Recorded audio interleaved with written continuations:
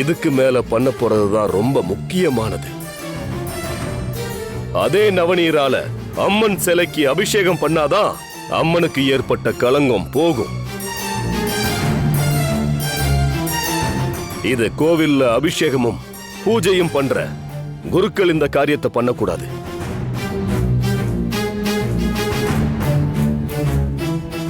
இந்த சிலைய வடிச்ச ஸ்தபதி வந்துதான் இந்த பரிகாரத்தை பண்ணணும்.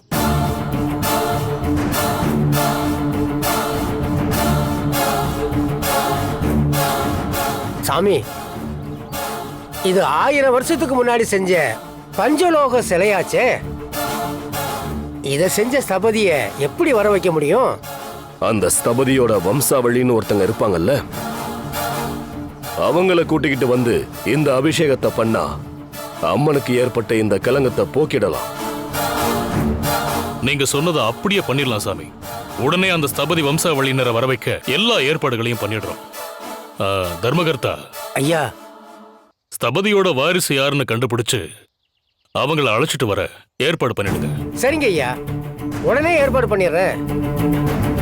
ஸ்தபதி வர்றப்போ நீங்களும் எங்க கூட இருக்கணும் சாமி. அந்த அம்மன் உத்தரவு கொடுத்தா நானும் கண்டிப்பா இருப்பேன். நல்லது சாமி, அப்ப நாங்க உத்தரவு வாங்கிக்கிறோம். அவடைய ஐயா, சாமி, நான் உங்ககிட்ட கொஞ்சம் தனியா பேசணும். பேசலாம் சாமி, வாங்க.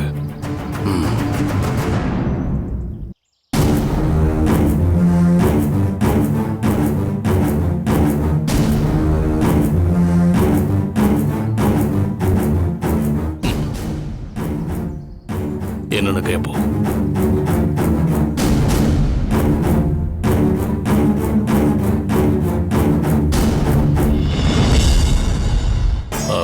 ஜனா, நீங்க எங்க இருக்க? நான் வந்து. சரிங்கண்ணா.